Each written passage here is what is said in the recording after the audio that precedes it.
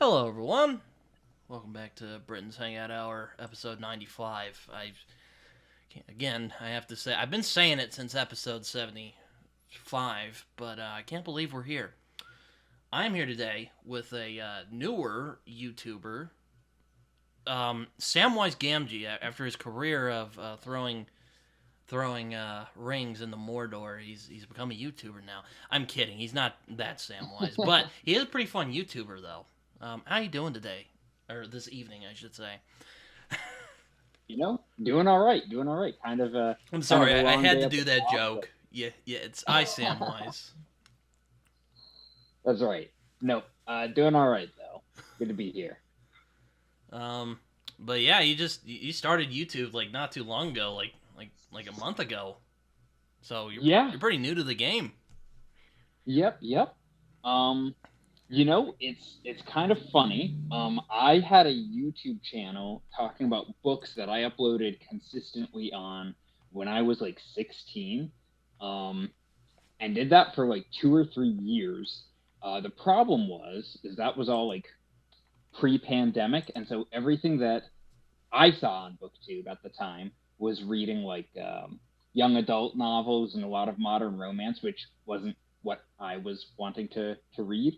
And so that lasted for a few years. I don't even think I topped 80 subscribers in that time, and so stopped doing it after a while because I figured it was stupid and I wasn't reading stuff I was interested in anyway. And then I've been watching what you and other people in this community have been doing for a while now, and I was like, man, I'd love to be a part of the conversation too. And if anybody's interested, maybe have some talks like this one. So yeah. Also, I wanted to ask, was the name inspired by iWizard, Jordan's channel, It's or is that it's just a somewhat of a coincidence? shameless ripoff. Yeah, no, it's not a coincidence. I saw his channel name. I was like, dang, that's a great name.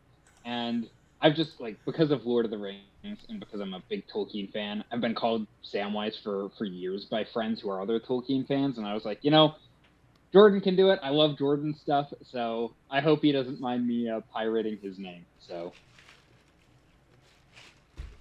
I'm sure he'll be fine. Yeah, he's a good guy. Yeah, so or at least I hope so. yeah, no, his well, we'll see. His videos were one of the ones that made me also want to start doing it because he doesn't like he reviews a lot of popular books, but like both he and his wife talk about stuff that they're passionate about. Mm. And his wife Nikki did a series recently. I don't know if you saw it on like vampires through I saw a couple literature of and those. literature Yeah, history. I'm like, Yeah. that was really cool.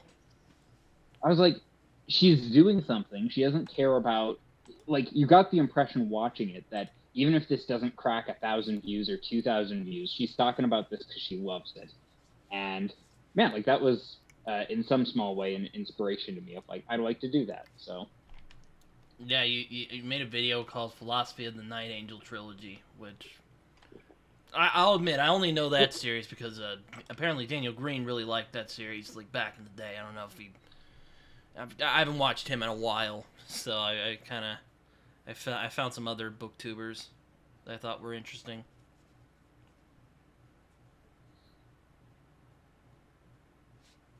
Uh oh, I have some. we having problems again? Oh no, I just couldn't hear you for a minute. Did you hear what I said? Nope. I think I lost you for a second there. Oh, I just said I saw you did a video called "The Philosophy of the." Let me look at it again. Night Angel Trilogy, which I've only heard of that Yeah. from Daniel Green. So there you go. Okay. Okay. I was like, Yeah. there's No. philosophy in that? Oh, okay. Well, I'll have to check that out. Yeah. I'd heard about like Brent Weeks is a famous author in terms of fantasy, and um he's kind of infamous in a lot of ways because he's pretty polarizing as an author. And I'd heard some interviews with him. Like, man, this guy like at least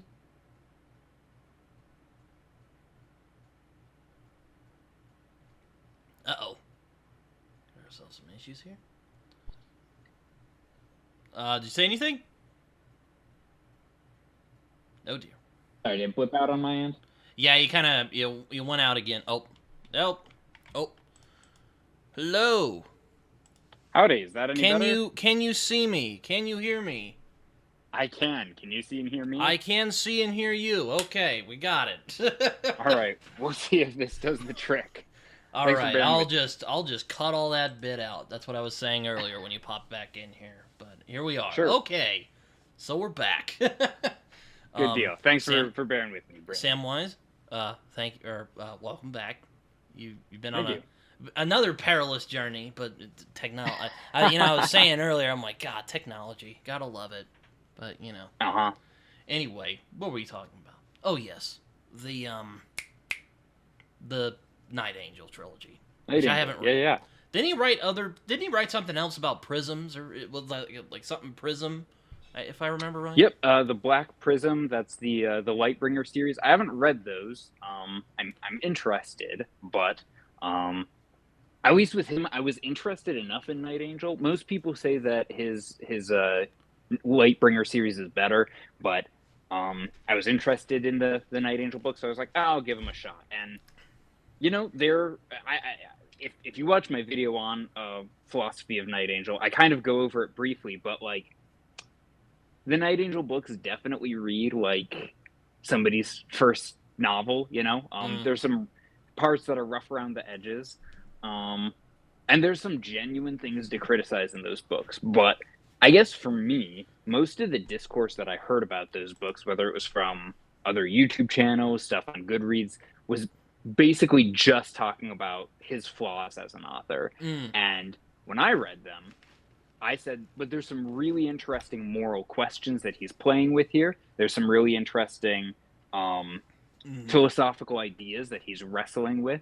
And yeah, like it's all under the guise of like, assassins and typical fantasy trappings. But I was like, I want to look at what those things are and explore why he asks some of these things. And so that was more the angle that I wanted to take with it. It's not a perfect trilogy by any means, but I really, really enjoyed it and thought there was a lot of good that was being overlooked. So that's what that was.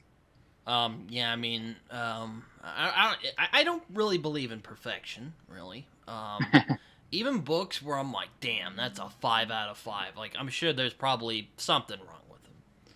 So, a question I like to ask people who I have come on here, just kind of to, break the ice, if you will. What are some of your favorite books and stuff, stuff like that? Yeah.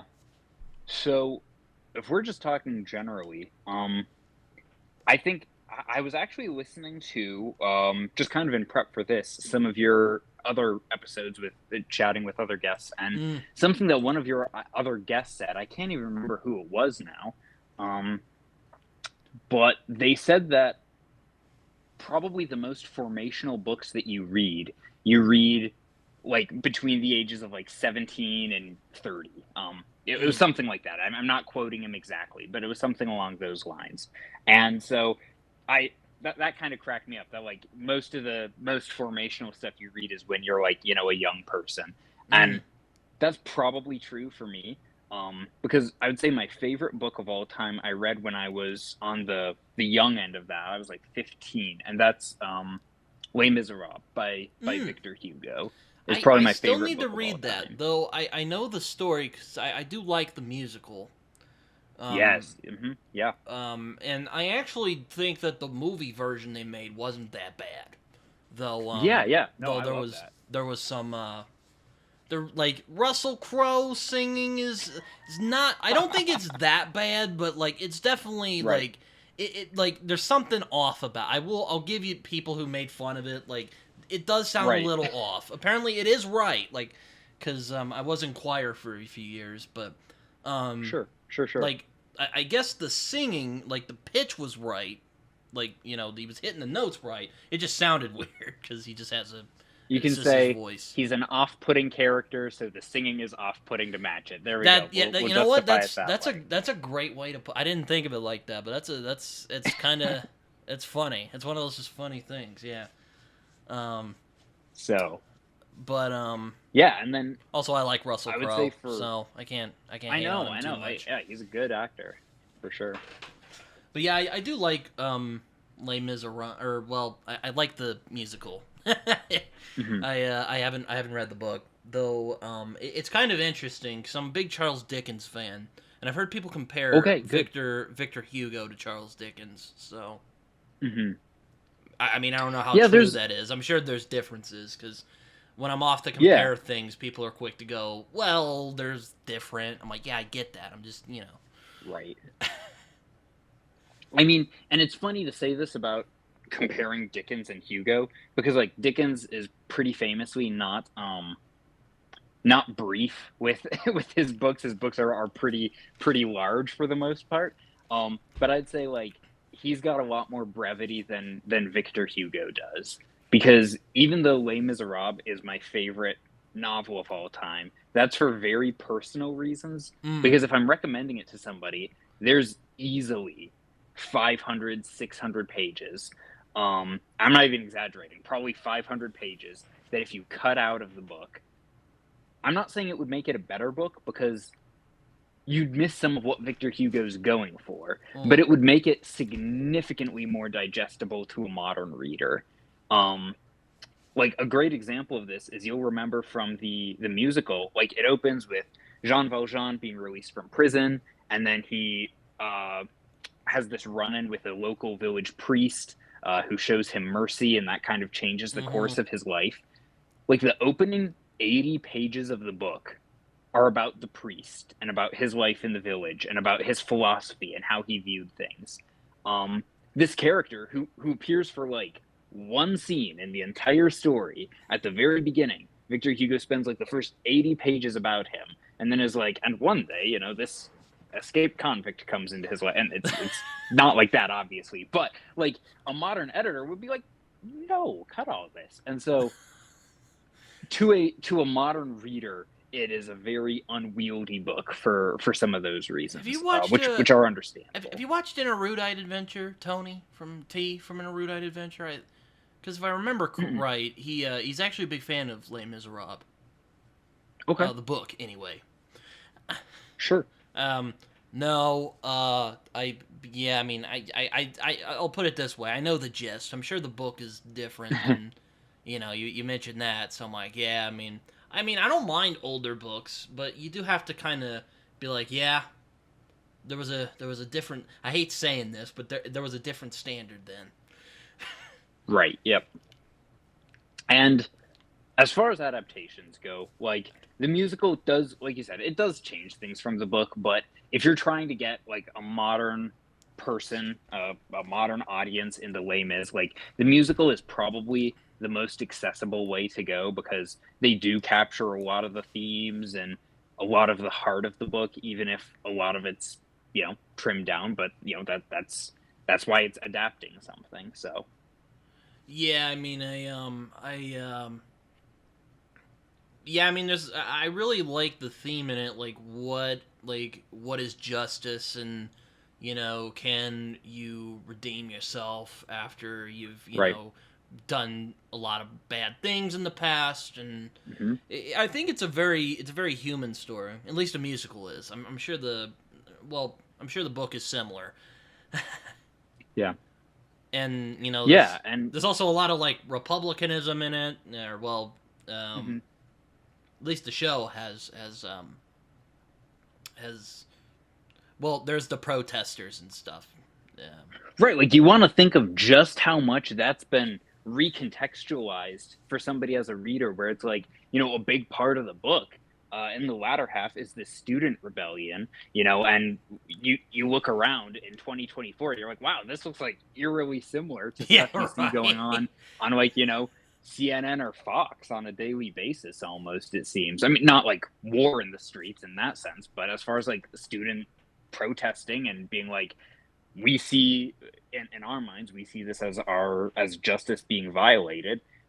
Whether they're correct or not, is a I question think that's I, I open. think But that's a like, and I think that's I don't mean to interrupt you, but I think that's an interesting yeah, I theme don't know. to consider is like what is justice, and like how far, it's kind of funny. I was commenting on a video last night about it was on a Critical Dragons channel, AP Canavan. He was talking about just stuff that irritates him about complaints about fiction that he doesn't like, and he mentioned like politics in books, which I'll try to not talk too much about that, but what I will say is I was talking about like the idea of justice and punishment, and like when what kind of punishment is just and when is it just pointlessly cruel and sadistic, or even if the punishment is so bad it causes people to keep committing crimes because they're like screwed. Yeah. No one's gonna accept me because also our prison complex system is really terrible, but again I won't go there. I won't go too much into that. I had a sister who worked in prisons for I think 2 years, so I've heard stories. I've not been privileged to visit them in person, but I actually live like 3 minutes away from one of the state prisons, and thing like it looks like a medieval castle. It's like brick walls and everything. So, wow, all right, yeah. Yeah, it's interesting, reading books from that period, because there's a lot of, a lot of people when they think of, like, Dickens, for instance, because I'm more familiar with Dickens, like, a lot of people think of Dickens as kind of whimsical and somewhat goofy. Some of his characters are definitely goofy, for sure, and don't get me wrong, he definitely is those things, but, like, you read his work, he is pissed, he is like, look at how bad things are getting for, like, regular people out here. Like, he was in a workhouse when he was a kid, so he knew all about that. And, like, there's a lot of, I'll put it this way, there's a lot of outrage in older books. And there's a lot of outrage in new books, too, but, Well, and you look at, with Dickens, something like Oliver Twist, which, in terms of, like, popular culture, is almost seen as, not by everybody. It's one of my favorite stories of all time, Oliver Twist. Oh, it's great, yeah, but there's almost a sense in which it can be perceived as, like, an adventure, like a Huckleberry Finn type story. It is kind of an adventure. It is kind of an adventure, because, like, there is... Because, I am saying that there is a lot of anger and outrage, and there is, but there's also a lot of adventure and fun, too, And then you get to, it's near the end of that story, and it's been so long since I've read it, I'm forgetting the characters' names, but the man with his dog at the end, the one thug, who, not to give, like, a spoiler, but, like, there's a brutal murder of him and a character that's significant, and it's shocking because, like, there's been violence in the book up to that point, but nothing that'll wake you up quite like that. And you want to talk about, like, Dickens addressing social issues of his time. It's like, well, the whole book is full of it, but there's a lot even just in a scene like that about, mercy and hatred and justice and all sorts of things and something like that. Yeah, I was kind of a weird kid. I grew up reading, I don't know if you know what those, like, illustrated classics are, but they're like... Yes. Did you read that? Have you ever read those? Page that you turn? Yeah, and you would turn it, and there would be illustrations. I read a lot of those growing up, and that was, like, some of the first stuff I really liked reading. So, yeah, I was kind of acquainted with some classic stories, like, Oliver Twist, and even Tom Sawyer. This was long before I read Huckleberry Finn, and I love them both. I guess I like young boy adventure books with a dash of social commentary to get which I didn't see it when I was a kid. I was like, oh, here's this scrappy kid, and he's not at all subtle about it. Like, there's this scene where this, like, starving kid's like, feed me, and Oliver's like, here's some bread, my friend, and then runs off. It's like, it is not subtle by any means, but, like, I was a kid, I was like, oh, that poor kid, he needs some bread, Right. I remember thinking it was so satisfying watching the people who run that place just he just goes, "Oh yeah, they got poor, and now they're all living in." I was like, "Yes." It's still satisfying. I'm like, "Yes." Anyway, So the liking scrappy young boy adventure stories, is that where like your love for Blood Meridian comes from, that, or somewhere else? Oh God, I guess Blood Meridian is like the just dark, gritty take on that story. Because my God, that is so. Oh man. That's a book I don't know. like I the don't know if most that's the obvious reason statement why ever. I love it. Because like when I think of Blood Meridian, I don't think of a young scrappy kid going on an adventure. Because like when I think of that, it has this like romantic notion for me. But I guess you could kind of say it's that, because the kid, he goes out and meets, except he doesn't meet a bunch of scrappy kid thieves. He runs into a band of marauding psychopaths. Right. Yeah, not to make the most obvious statement ever, but like that's a book I'm pretty deeply uncomfortable with, because I can acknowledge that it's really, really good in terms of McCarthy's craft, but I need to reread it because I don't think I got it the first time I read it, and then I read some of McCarthy's other books since then, and the more time I've spent thinking about it, the more I'm like, I don't think I understood that my first time, so I want to come back to it. Yeah, I've wanted to make a video. I'm thinking about starting this series where I go like, here's some authors I like, here's some books you could start with if you want, but I have a bunch of videos I'd like to do, so it's kind of gone to the back burner. Sure. I mean, yeah, I wouldn't say Blood Meridian is a place to start unless you really, I mean, God bless you if you do, but that's not where I would start. Yeah, I started with The Road, which seems to be a pretty like yeah, it's a pretty good place to start. Opinion, either that or No Country is a good place to start.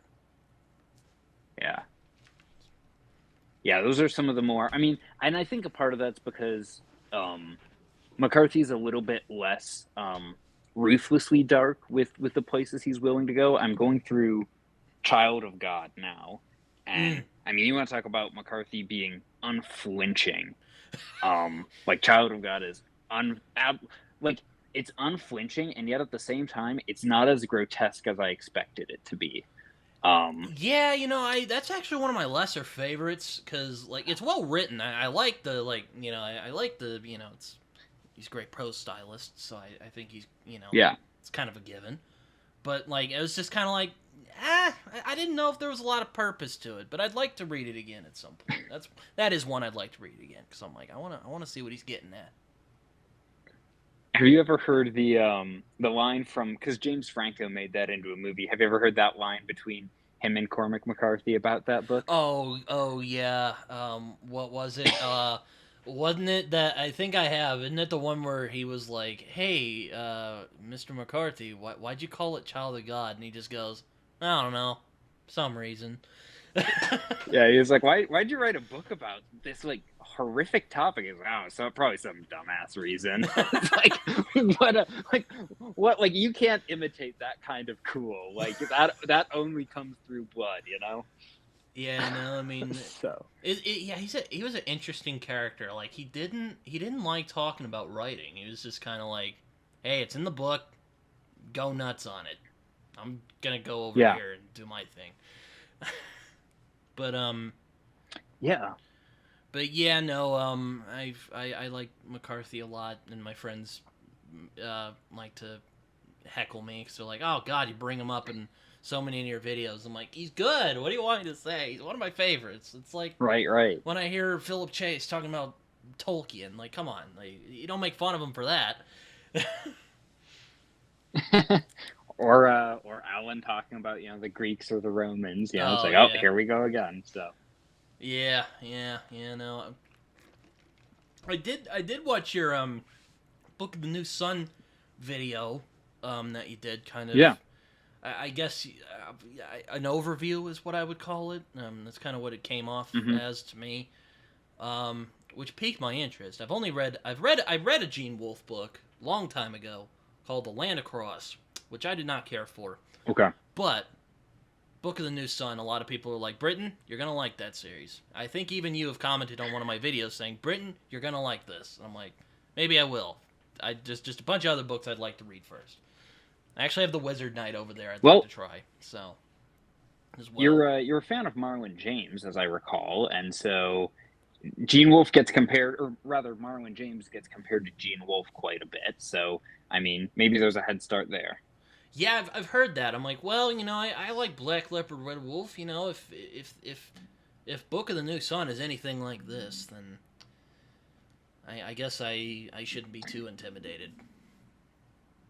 Yeah, and that was why I made that video specifically, because I like, to be honest, like, Book of the New Sun is one of those. It's often compared to Malazan by Steven Erikson. Oh yeah. And I'm kind of terrified to start reading Malazan because I enjoy reading epic fantasy, but I rarely ever find books that I feel like justify the extreme page count. Oh yeah. And so I'm like, Malazan is like 10 of these. I'm like, oh, good grief, I'm sure they're great. I've been too scared to read them. And so with Book of the New Sun being compared to that, I'm like, oh goodness. But I gave it a shot, mainly on the recommendation of Christopher Rocchio, the gentleman who wrote the Sun Eater books. I still need to read those too. Yeah, those are books that absolutely justify their length. I'm not going to say there's no wasted pages, but there's very few. The Sun Eater books are just fantastic. This is what I've heard. With Book of the New mostly Sun, it's very good. Yeah. So, but anyway, you were talking about the Book of the New Sun. Yeah. So just to say briefly that I was given the expectation that, like, I've heard people say I couldn't even finish the first page. I was so confused, and okay, like, how bad can it be, really? And I read them around this time. Nope, a little later than this, about a year ago. And I'm doing a reread of them now. And yeah, it's one of my favorite fantasy sci-fi series that I've read. And I think its reputation for being dense is pretty exaggerated. Not to say it isn't. Oh, I've heard he uses like a bunch of confusing at archaic times, but- words for, and apparently they're all real. He didn't like make up any of the words. I mean, I don't mind archaic Yeah, language. yep. I mean, I've read China Mieville, and I think his Baz Leg books. They have a good many archaic words. So I mean, Sure. I don't mind them. Not scared off. I'm like Right. you. I'm more like hype machines and page length is usually what's gonna like be like something that'll halt me from starting something. Sure. Because like I was talking about this with Kyle because I had him on my channel, or I had him on the show last night, and I was like, and it's kind of funny. He just had me down. He's like, you're one of those guys. You walk into a book and you have your like arms crossed, like what's all the fuss about? And then sometimes you'll read a book and you're like, okay, fine, this is great. Like I was like that with the First Law. I like walked in. I was like, oh yeah, what's a big fuss about this? And I read it. I like legit the first line. I wish I were pretty dang great. I wish I were kidding, but literally I read the first like paragraph and I was just like, this is great. I have to see what's happening next. Damn it. Right. So if hype machines and page length are what turn you off to a lot of books, I mean, how big of a Sanderson fan are you then? Like, I haven't actually read Rhythm Sanderson of War, yet, Britton? which is I know, shocking. Oh, you're kidding. I know, yeah. I'm not read. I would like to try him at some point because I would feel like a bad fantasy fan if I didn't at least try one of his books. I'm thinking about Mistborn first because, like, I like the idea. Sure. And it's pretty short compared to like Stormlight Archive because, Right. I'm like, yeah, okay, fine, and Right. it's a trilogy. I'm like, okay, yeah, I can do that. And now when I'll get to it, that remains to be seen. But I am leaning on starting that first. Though a lot of people told me and that's Warbreaker. not a bad Though a place lot to of people, start. though a lot of people have told me Warbreaker is also a good place to start. Sure. If you don't mind weak prose, like, and I don't mean bad. I just mean like you can tell it's a guy's earlier novels. Um, I am like one of the few Elantris defenders out there. Like Mm. Elantris is my second favorite novel of his, and it's because it's for a lot of reasons, but one of which is it's not like a lot of Sanderson's books can feel like you're reading a fantasy like action movie as a book, Mm. and Elantris is like a political mystery novel in a fantasy world. Um, where the mystery is about like something happened to the city, something like broke the magic inside of it, and people are dropping off left and right because of it, and we need to figure out what happened and how we can put it back together and stop the curse, as it were. And so because people had like crapped on it so much, I was expecting this to be like mid, but yeah, like I said, I love it. It's probably my second favorite, only after like Way of Kings. So Yeah, I mean, I'm not I'm not against trying Brandon Sanderson. I just haven't done it yet for yeah, for reasons. yeah. And plus, my Yeah. you know how the TBR is. It's always expanding, always Right. expanding. You know, it's fine. And like Sanderson is one of those hard authors because the more like if you want to read any of his recent stuff, you basically need to be caught up on everything old that he's written. There's very few. Some of the secret projects you can say are like good for jumping in midway in the series, but there's very few good starting points that he's writing now. Basically all the good starting points he wrote like 10 years ago. Yeah, no, it's kind of funny because he reminds me a little bit. That I might get some flack for saying this, but he kind of reminds me a little bit of Michael Moorcock. I'd say their style. I'd say their styles are very different. You know, Moorcock is more experimental, and Brandon Sanderson is more classic, from what I've heard anyway. I haven't read Okay. it, but they both like doing multiversal stuff, and it gets kind Right. of weird. Especially Moorcock, he really goes off the rails in some of his books. Now I mean, he also needed a pen name pretty badly.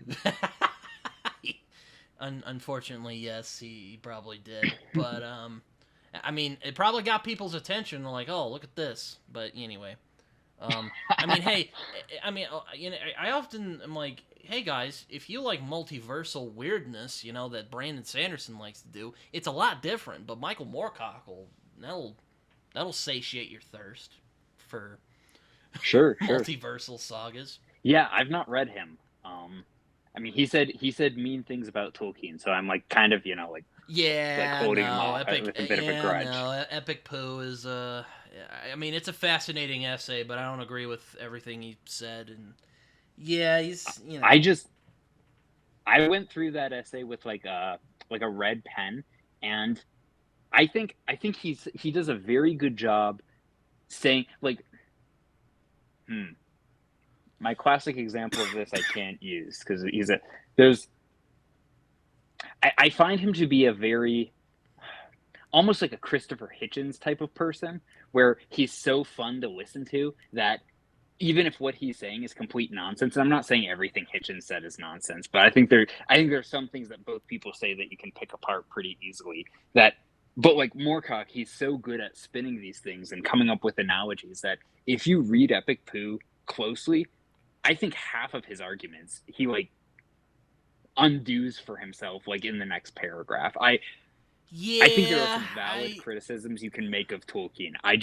I felt like he made some pretty weak ones. Personally. Yeah, I mean he's definitely that's actually a funny comparison between those two because they're both very similarly just like contrarians who just get off on contrarianism. Right. And yeah, but like I've read some of the Elric books and his Corum books. He's written a lot. It's ridiculous. Right. Yeah. Which is also Which is also kind of a frustrating thing when you approach Moorcock because you're like, this is ridiculously big. Where should I start? I would probably say Elric, but I digress. Sure. Yeah, he's good. No, I don't. I do agree with you though. I do think some of his like gripes with Tolkien are more like him just being like, yeah, Tolkien fucking sucks. I want to do my own thing, you know. And he makes this one argument about in it, like one of my favorite ones is where he's like, Tolkien has this idealized version of, and he says it in better language than this, but he has this idealized version of the countryside over like living in a city, and I'm like, dude, like I live in a city, and let me just say, like cities suck. I would so much rather live in the countryside. Like, I'm not saying I want to be a hobbit because like Yeah, hobbits are kind of lazy I'll and give you bum that. like, but Epic man, Pooh, a lot of it is just here's stuff I don't like, and he just kind of presents it as this is wrong, you know. And you're just like, right. I'm like, well, I mean, you're not really arguing anything. You're just saying I don't personally like this. You know, it's more like a polemic, which is basically what it is. Right. It's polemic. And he has the one line in there where he says, Terry Pratchett is the only fantasy author named Terry who can string an English sentence together, which just cracked me up. I thought, I was like, wow, shots fired. Yeah, Discworld's another one. I was thinking about getting to it this year, but this year's kind of been slow for me in terms of reading anyway. So I don't know when I'm gonna get to. I'm saying guards first. So because a lot of people are like, Sure. You should start there, and I'm like, I'll do that. And some people are like, oh, you should do Color of Magic, or oh, you should do Mort. And I'm like, you know what? I'm gonna do guards. It sounds accessible enough, and I like mysteries, so deal with it. Yeah, no, that makes sense. I haven't read them either, but I would probably start with guards too, just because. Maybe I'll do guards, the City Watch books, and then I'll read the Color of Magic and see like how it goes. Sure. Yeah. Do you do audiobooks at all, or do you just read? I have done some, like First Law. I have listened to the audiobooks for the trilogy. Okay. Now I did actually read them. I have the books right over here. But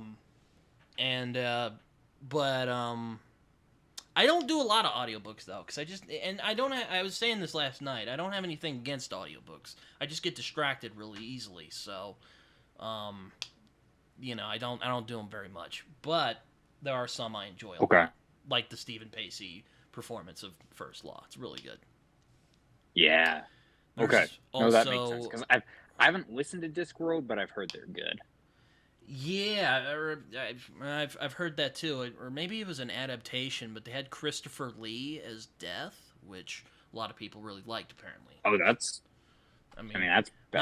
just about perfect, isn't it? I was about to say, that sounds awesome, because I like Christopher Lee. Right. But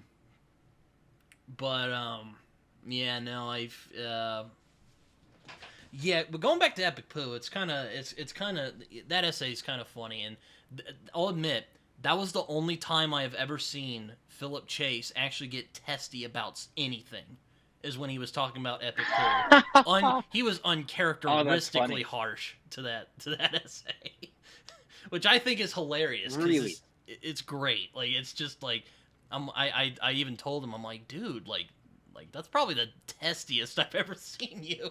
And he's like, it was a testy essay. I mean, he keeps a pretty calm head in most of the stuff I've seen, so. Like, he's even nicer than I am, and I generally like to talk about books that I think I would enjoy. And like, I don't think I've seen him talk about a book that he disliked. At least not yet, anyway. Maybe someday I will, but I doubt it. He seems to like. I heard him say he didn't like Brent Weeks' books once. So that's the one that I remember hearing him. If I'm remembering correctly, I don't think he loved Black Prism. Which, and hey, fair enough. Different strokes for different folks. Yeah, no, I mean, I'm not saying. I should note, I'm not. I do love Philip. He's a great guy, and I also like The Way of Edan and Prophet Edan. I just completed it not too long ago. But he does seem like me, where he prefers to talk about books he enjoys rather than, not enjoy. Right. Which, I respect, because I do the same thing. Because I'm like, Yeah, for sure. I could be like guys like The Critical Drinker and just complain about stuff I don't like, but, like, that would just take a lot out of me, and I prefer to just talk about things I enjoy. Now, I don't mind talking about things I didn't enjoy, but, like, if I did it all the time, I probably would not be happy where I'm at. Yeah, I'm not even making a statement about critical drinkers' more controversial or political beliefs, but I think it doesn't take half a brain and one eye to see that he almost has to have certain opinions at a certain point. Like like you said a second ago, it's almost like he has to go into this stuff with his arms crossed because in many ways, like that's his brand. And Yeah, so you'll hear like a movie I'm not like where critical drinker. Like otherwise I'm it'd be generally more lenient than like the critical drinker, but like yeah, he has them like just like this, you know. He's firmly crossed. yeah. You know.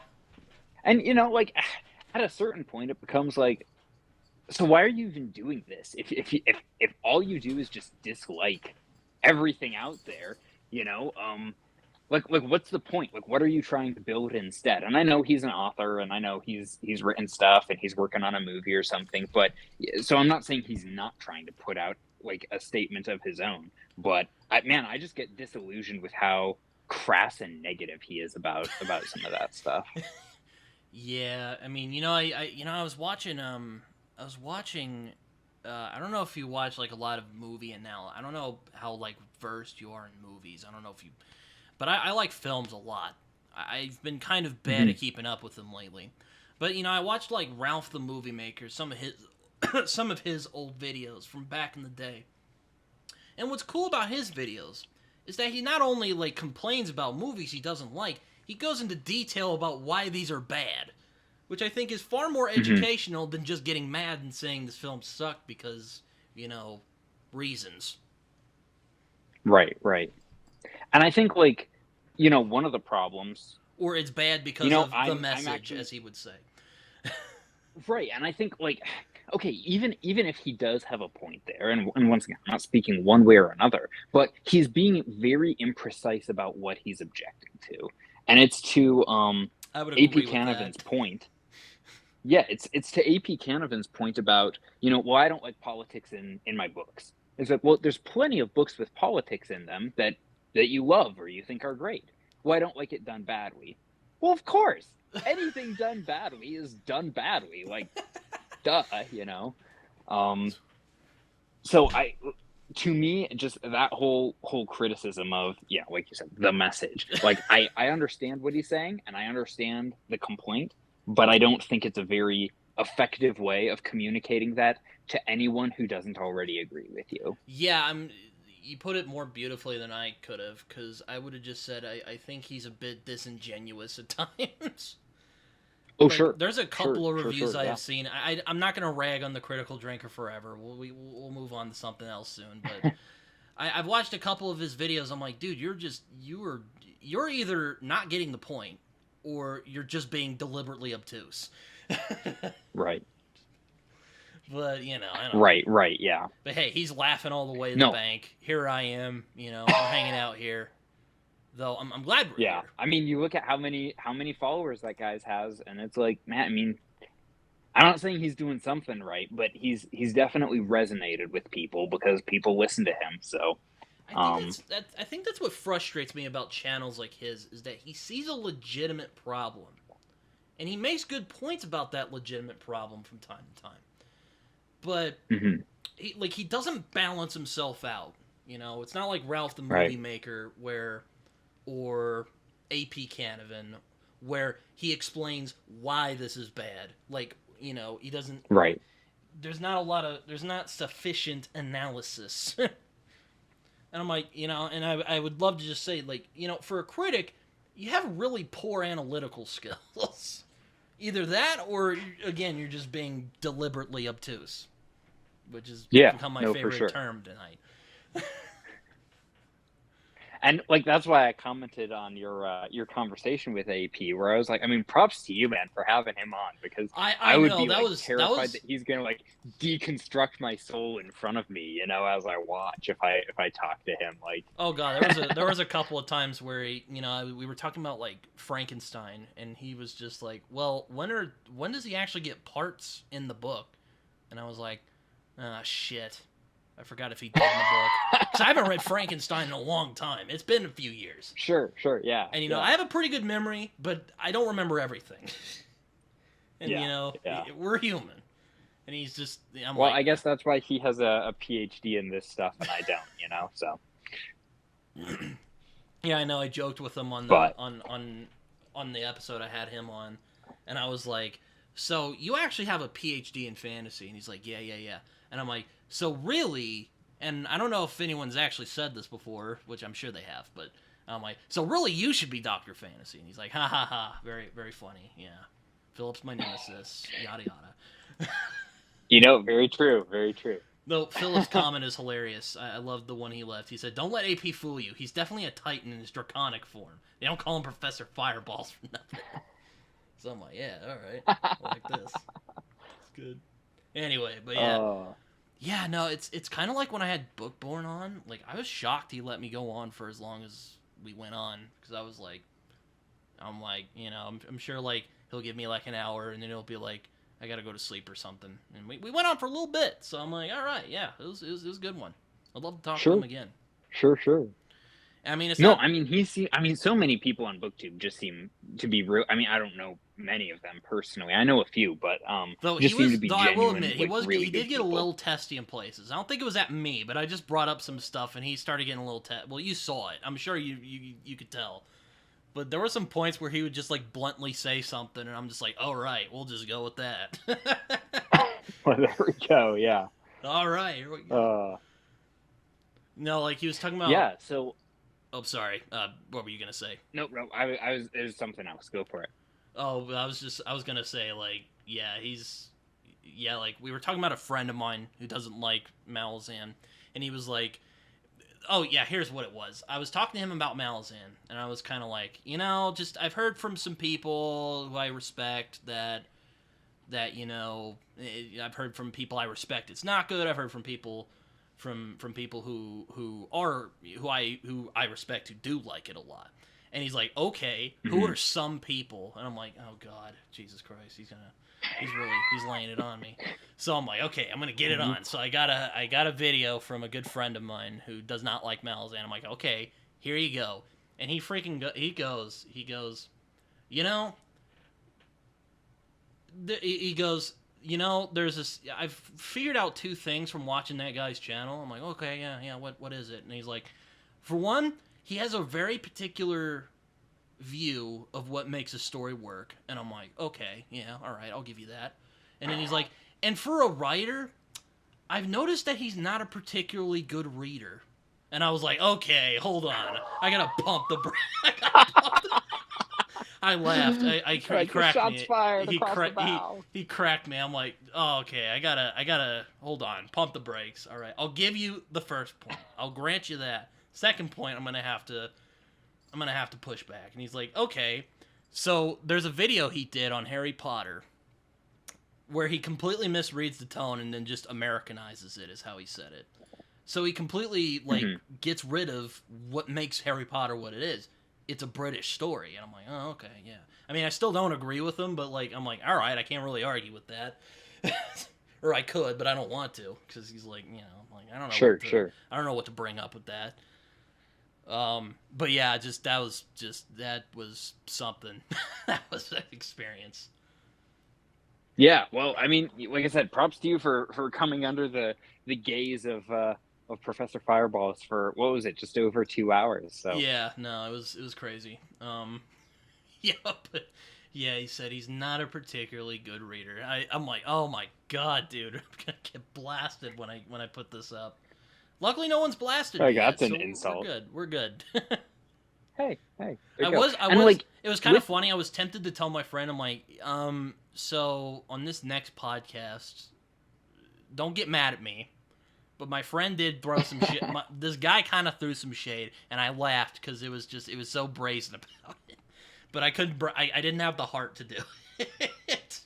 Sure. I was like, you know what? If he wants to watch it, and I'm sure he won't care. He does his own thing. So, but yeah. He really likes Malazan, so I'm like, all right. I've gotten that impression a few times, and even the times where, like, I don't agree with something AP says. Like, he presents stuff in a way that's really hard to argue with, because most of the time you get the impression that, like, he didn't just think about this for 5 minutes. Like, he put some actual time into formulating his opinions on something. Yeah, I talked with someone else. It was actually on. No, this wasn't on a podcast. This was somewhere else. But he's like, yeah, I like AP, but he just likes to really go into the meat of it. I don't know if I fully get his. I don't know if I'm on his level. And I'm like, yeah, that's fair. I'll give you that. Yeah, yeah. I mean, I don't know that I mean, I would like to be someday, but maybe that takes another 30 years of reading or whatever. So. Yeah, no, it's it's something else. I mean, I did watch his talk about the prologue of the Blade itself, and that was a really good video. It was a 2-parter. I haven't watched the second part yet, but yeah. Yeah, no, I haven't seen that yet. I've seen some of his prologue videos, but not that one. So. Yeah, though afterwards I was like, you have a very extensive knowledge of the fantasy genre. And, I'm always looking for new fantasy reads. And, there's these books I really enjoy, and I feel like, man, I wish there were more books like it. And he's like, well, I could probably give you some recommendations. Send me an email, and I'll get back to you. Still hasn't gotten back to me, so maybe I'll have to check up with him again after that. But Sure. I noticed you said in a video recently that you felt like, correct me if I'm misquoting you here, but that's American Gods, in your mind, was the best fantasy novel of the 21st century so far. Well, I just wanted to hear you talk about that a little bit more and like why you think that is, and maybe what Damon does specifically there that like resonates so much with you. That's a good question, because like I'll happily admit now when I say that I am kind of being a little facetious, but it is definitely my favorite fantasy novel of the 21st century. And I'm sure a lot of this is just going to come down to just subjective things that I love, which is kind of everything. Okay. But I think it's. I remember when I'll let me back up. When I first read it, I was in it was my senior year of high school. I was just about to graduate. And it's one of those books, I don't know if you've ever had this experience, but you pick it up and you start reading it, and you just jive with it immediately, and it just doesn't let you go. And I'll admit, I'm not going to pretend it's perfect. Like the version I have, let me pull it out real quick. Version I have is the author's preferred edition. So this is like the one that has all the extra stuff that the editors made him take out. So there's definitely stuff in there that you could go like, yeah, I could see you could do without that. But why I like American God so much is it's one of those rare fantasy novels that feels magical when you read it. And like there's this just weird, just surreal atmosphere to it where it really feels like there is magic in the world. And there's like this undercurrent of magic underneath our regular world. And, I hadn't really seen it done like that before. Now, of course, there are other fantasy series or books, I would say, are definitely really great modern fantasy. Like, Game of Thrones and The First Law. But, like, those are following, specific traditions of fantasy literature. Like, right, First Law is very much as I love it and as much as I love what Abercrombie does, it's still very much a classic sword and sorcery story, well, it deals with a couple of styles. Like, it's very much an epic fantasy, and it's also very much sword and sorcery as well. It's pulling more from sword and sorcery than, like, Tolkien. Though, of course... And there's a sense where, like, have you read the entire trilogy of The First Law? Because I don't want to, like, spoil anything for you if you haven't. Yeah, I've read the first trilogy. Yep. Okay, so like there is Tolkien in there for sure. You can definitely look at some of the characters and be like, okay, this is probably a reference to that character, or this is definitely like an XB to that. Game of Thrones is very similar. I love what it does, but at the same time, it's very much a it's an epic fantasy in that tradition. Mm-hmm. In that it's also, you know, dealing a lot with like, and as much as I love that series, it's still with American Gods. Something I often talk about is what I look for when I read is I often think about singularity in style, and what I mean by that is where if I pick up a book, I can go, I don't even know who, I don't know the context of this, but I know that writer wrote it, you know? Mm-hmm. And it was really that specific vision that he had in American Gods. I hadn't seen anything like it. I'm sure, now I won't pretend it's, you know, the end-all be-all. I'm sure there were, you know, inspirations he had. There's some I know he had, like, apparently Discworld, Small Gods, apparently. Okay. Because him and Terry Pratchett were good friends. And like Roger Right. Zelazny, and you know, I'm sure there's other people.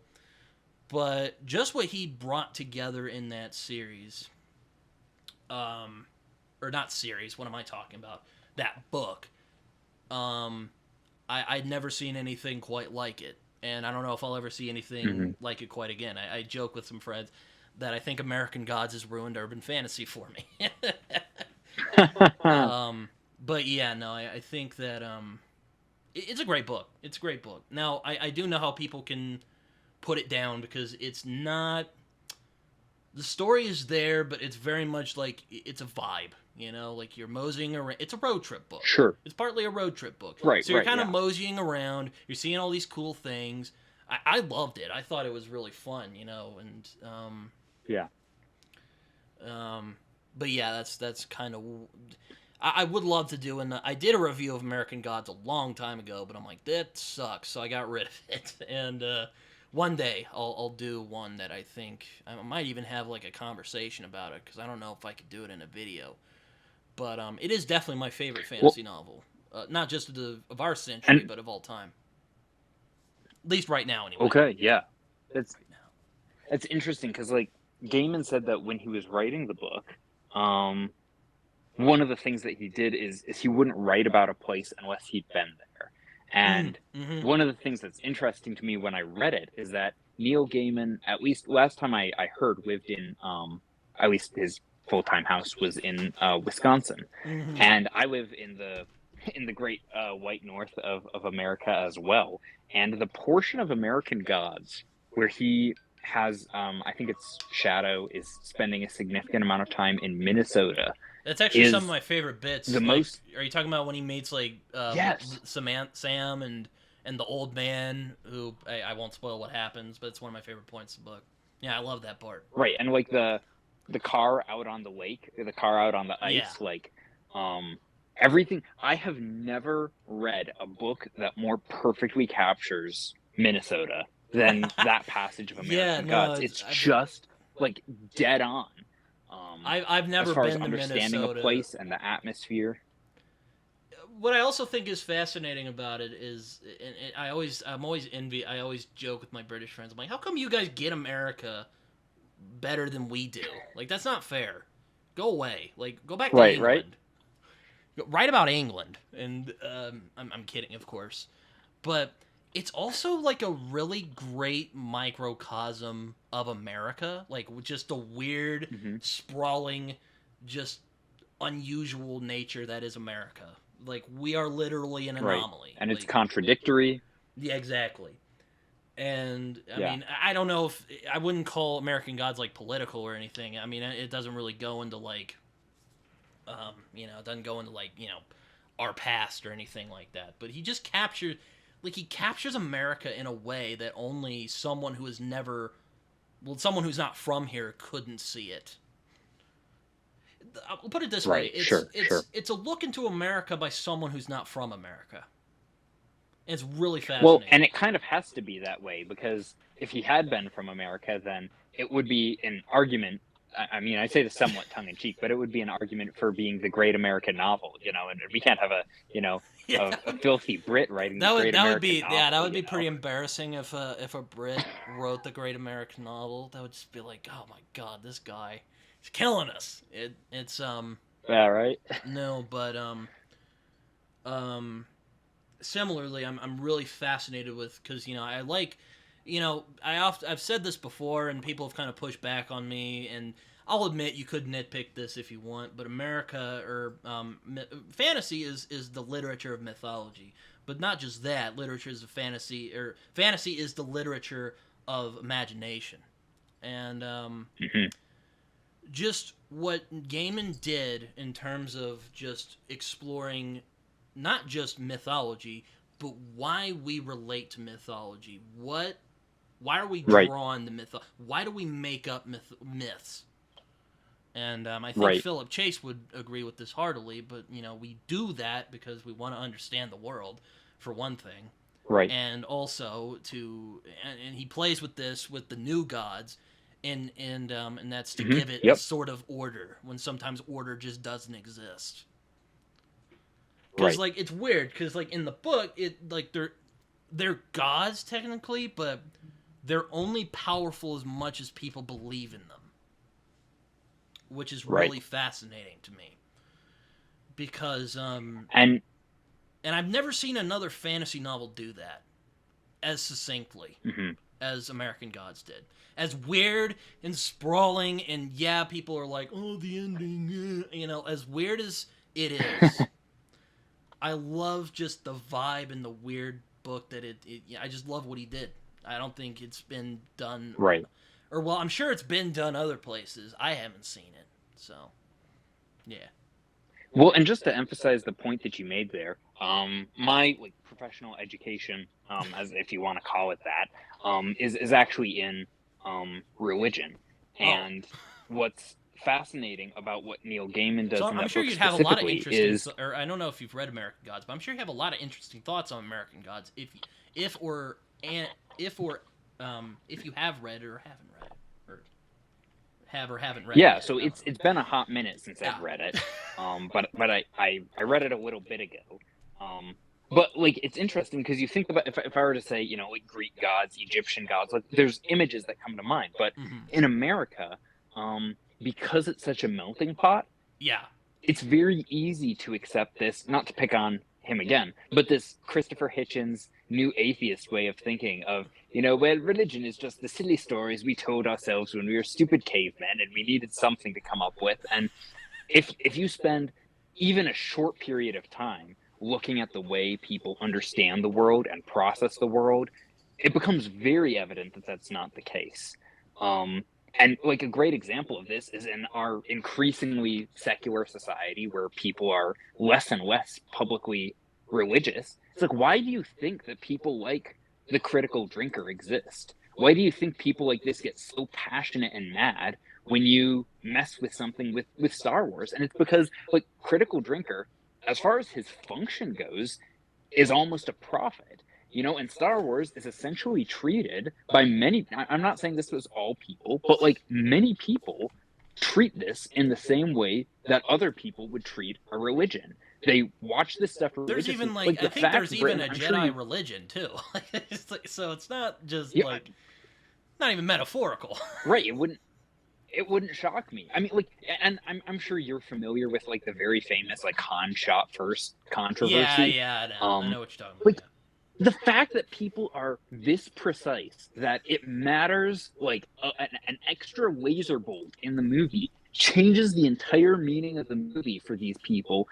And I'm a big Star Wars fan, so I'm picking on myself here I too. am as well. But the fact that it is that important and people get that passionate about it, and they will, you think about even to use a silly example, church plays, where you get all your little kids and you dress them up in Mary and Joseph and you have the, the Christmas story or whatever. And you look at something like Comic-Con where you have not kids, but adults dressing up in these things and recreating favorite scenes or playing as their favorite characters. And a part of me can't see that as anything else but the symbolism and the meaning that many people get out of religion. And so this idea that you can just snip religion out of a culture, you can become so secularized that no longer do you believe in a higher set of ideals or powers. I don't know.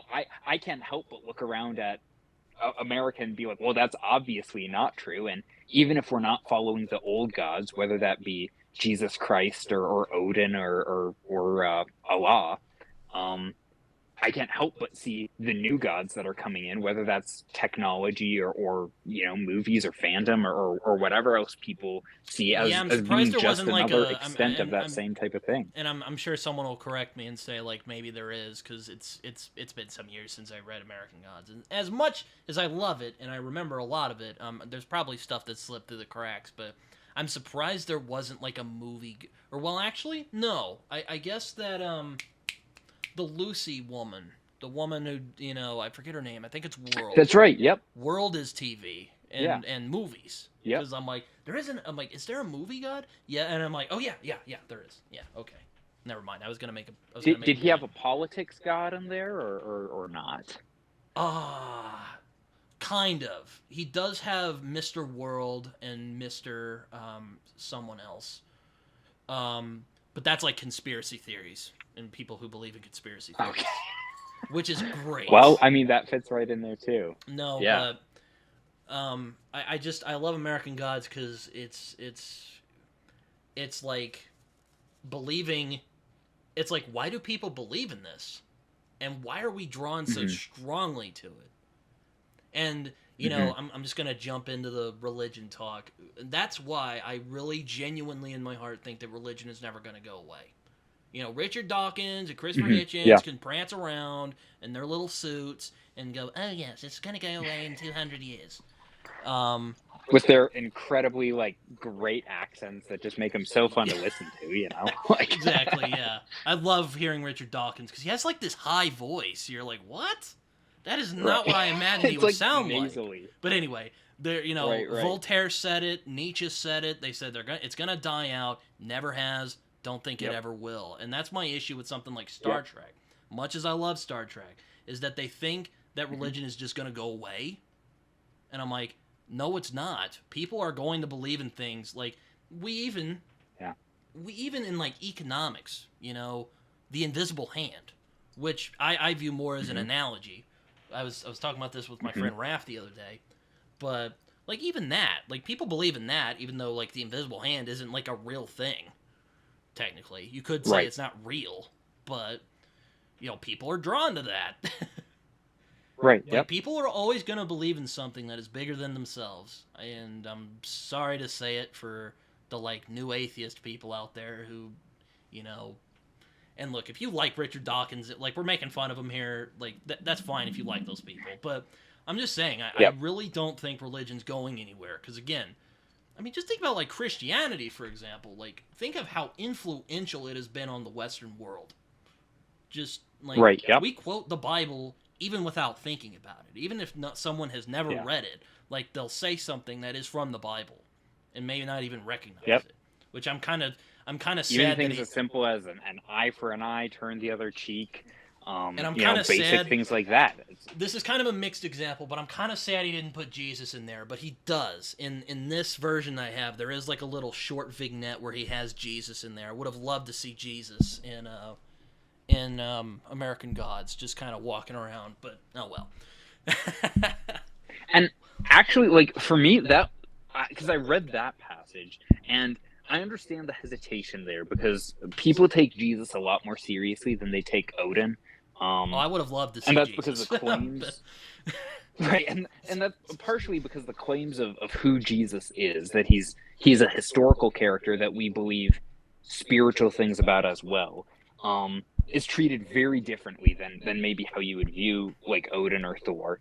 But what's so interesting, and I think what Gaiman is very perceptive about, and I don't know what his beliefs are about the historicity of the life of Jesus, but that he more plays into what people's perception of Jesus is. And so you do have a more hard-nosed evangelical fundamentalist type Jesus, and you have a hippie Jesus who's, I don't know if he's actually smoking pot, but you can picture that type, and that's more what he plays into, which once again is fascinating, because you think about the pot smoking hippie person who claims to be a Christian and the hard-nosed fundamentalist type, and they're both reading the same text, and they came away with very different pictures of who this person is.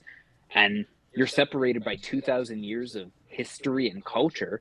And so one can say, on the topic of religion and American gods, as it were, only by the grace of God could you properly understand who he is.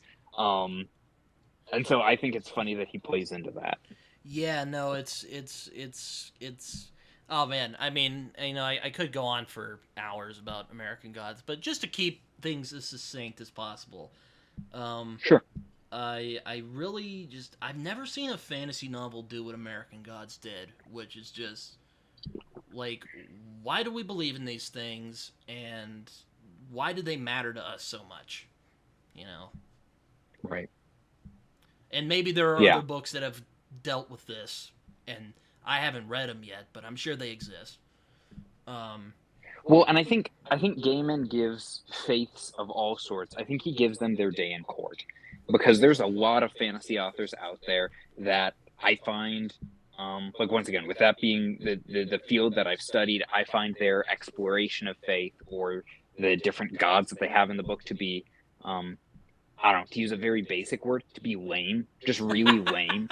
Where yeah, right. I think I saw a video the other day of someone complaining about how religion is used in fantasy.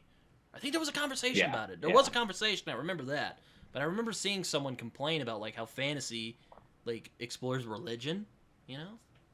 Mm-hmm. And it's actually and something surprisingly because.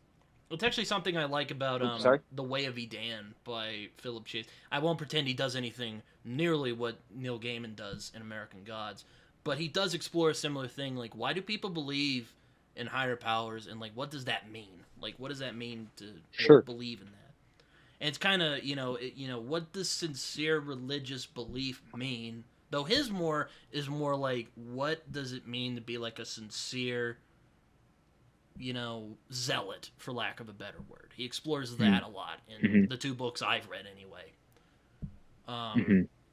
Which is quite fascinating in its own way. But he's more interested in, like, why do people believe these things so fervently? Sure. More of, like, zealotry. In American Gods, it's more like, why are we drawn to this, Right. Even though we are secularized and we're kind of like, oh, yes, we can, there's people who rationalize it and there's people who just don't believe in it at all.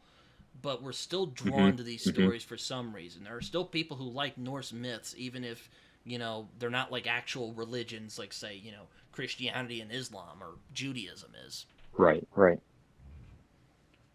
It's, And, look, if we're talking about modern fantasy, like, the funny thing to me is that Brandon Sanderson is a person of faith, and George R.R. Martin isn't. He calls himself a lapsed Catholic. And what's funny to me is I find Martin's portrayal of faith and people of faith and exploration of that infinitely more compelling than I do Sanderson's.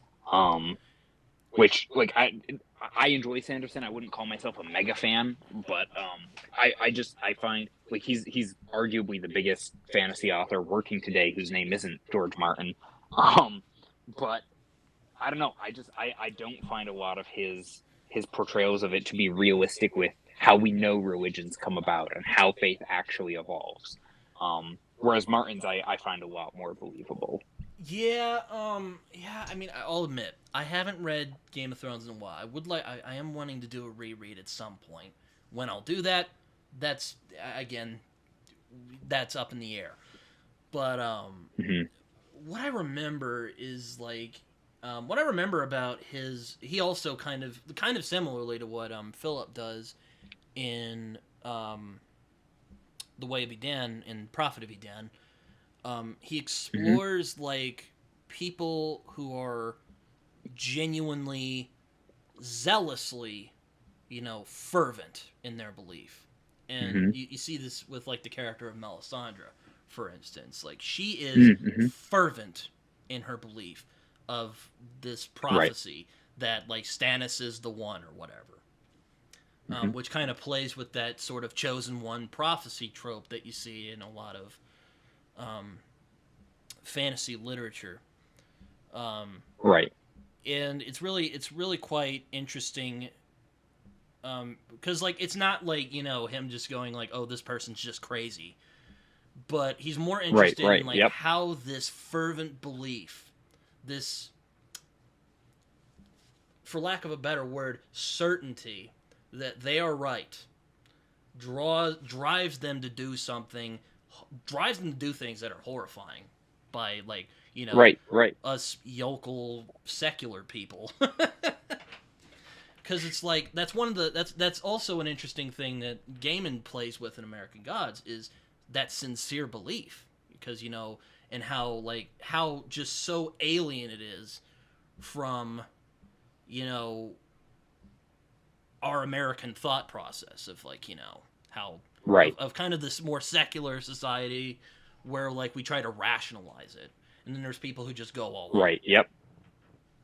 Yeah. And I find that personally quite interesting. And like even reading like the Song of Ice and Fire books, I can read them and be like, yep, absolutely, Stannis, trueborn king, like he's the one who deserves the Iron Throne. But he also should stop like consorting with like demons. That would be a good thing too, for him to stop hanging out with a witch. Yeah, Stannis in the books is really fascinating because like he's like very like in the show they kind of play with it a little bit. In the book he's like this very hard-lined, like he doesn't really care for her prophecies and weird shit. He just wants to get to the throne, and it's not just for like self-serving reasons. Right. Like he's basically a meaner Ned Stark, pretty much. If I could right. If I could describe him as succinctly as I possibly could, and I'm sure people are going to be like, no, it's more complex than that, and you're right. But really, if I could succinctly describe him, he's basically just a meaner Ned Stark. He's basically Ned Stark, does not suffer fools gladly. He will follow his honor to the T. Like, he does not give a shit what your sob story is. There is a way of doing things, and if you don't rise to his standards, we'll get out of his way. Or be executed. And as much as people like to criticize Ned Stark for being, he's not savvy enough, he made dumb decisions, like, Ned Stark is somebody who unlike virtually any other character, he knows exactly what he believes, is willing to stand by it, and he knows exactly what the cost of standing by those beliefs are going to be. And I would dare say he won. He won, if you really think about it. I mean, in what way? What do you think? Like, how do you just think that? Like in hindsight, when you think of it in hindsight, and I'm actually, this is something I would like to do at some point about what Game of Thrones is actually about, because I think a lot of people, they don't read it, or they don't. Okay, I'll just explain why I think Ned ultimately won. Is I find that a lot of people make fun of Ned because his honor, he will not cross lines that someone like a Tywin or a Littlefinger or a Varys might cross. But at the same time, he has people who care about him and will fight for him, hell or high water. If you threaten to kill them, or even worse, like the Boltons might do to you, they'll still fight for him. Well, think of Tywin, ruthless guy, savvy. What does he gain? His kids all hate him. He's a complete piece of crap, and he dies, and no one gives a shit, and his house just flatlines afterwards because his daughter is a complete moron. Who is more interested in her petty, selfish ambitions than I hate Cersei a lot. I hate her. I don't clarify. The Cersei chapters in A Feast for Crows. I don't clarify. Are so good. It's some of the best stuff in the series. I don't condone punching women. I would sucker punch Cersei Lannister. I hate her. Gosh. I hate her so much. Ugh, no, but okay. We have a dire wolf. No, but yeah, no, her chapters are really interesting because, like, my God, the utter delusion and dissonance is insane. But no, it's just like I often compare Tywin and you know, Ned. Like Ned, good guy, but that does not mean he was stupid. You know, he knows that like Right. you Yep. know, he knows that you know, like you are your brother's keeper, whether you want to admit it or not. Like you can mistreat him all you want, but until they figure out that we can just get rid of you if we don't like you, or you know, something of that measure, you know, he understands that you have to build trust with your people. He's a good leader and he's a good person, and ultimately that pays off because there are people who are willing to die or get tortured or worse to save his children's lives. Would you honestly do you honestly think that anyone would give a branch to any of Tywin Lannister's children, like at all? Right. For like genuinely, I mean, altruistic even if you look reasons. at Tyrion and Jaime, and you're like, oh, those are the good ones. Like that's still not the public perception of them. Well, yeah, and that's what I think Martin does so well is he plays with that idea of perception and what really is going on. Because like you meet Jaime and you're like, this guy's a douche. I want him to die. And then he gets his hand cut off, and then he's like, what do I got to live for now? And then you realize, well, he's actually a really interesting character when he's not, you know, being a jerk. And he's dealing with a lot of baggage, you know, like and the thing with Jaime is like he genuinely wants to be a good, honorable person. But for one, he was raised by Tywin Lannister, who is the most unhonorable, horrible, monstrous human being in the entire saga of the. So he wasn't really taught how to be a good person. Like basically, Jaime's arc is like a bad person genuinely trying to do what's right. Because like Jaime has a conscience, you know, you see it.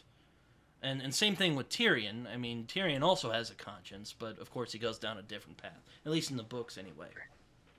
It's almost interesting watching Jaime and Tyrion in the books because they almost start at polar opposite points and then like cross like two ships in the night as Jaime's going up, Tyrion's heading down. And you know, it's rumored that Tyrion's gonna have more of a villain arc, and I guess we'll have to wait and see if that's true. But at the very least, I think it'll be fascinating to see where that gets taken as the series goes on. Yeah, I wouldn't. I mean, I don't know where Tyrion is going to go in the books, but he was not in a good place in Dance of Dragons. Yeah. You remember that. He was in a... Yeah. He was in a very dark place. But, like, my point being, and I was talking about this with Jordan, actually. I said, you know, I'm like, look, Ned was a good man, and that paid off, because, again, there are people who are willing to sacrifice themselves for him. Like, that's the that's the golden standard right there. No pun intended. Like, again, do you imagine anybody... I mean, sure, Jaime and Tyrion are far more complicated than what is initially perceived, but do you really imagine anybody would selflessly, genuinely help them for, like, genuine reasons? Right. And even to your point, you said, like, until they figure out, like, oh, we can just kill him and get rid of him. But also, that's not what happened with Ned. Like, they thought, like, just kill him, deals with the problem. And even up until the end of A Dance with Dragons, you're still dealing with that domino effect that started with Ned Stark getting executed. Yeah, though, to be fair, I rag on Tywin, because I think he's a horrible human being, even though there's a lot of people... I'm more frustrated that people like him, even though he is objectively a terrible person.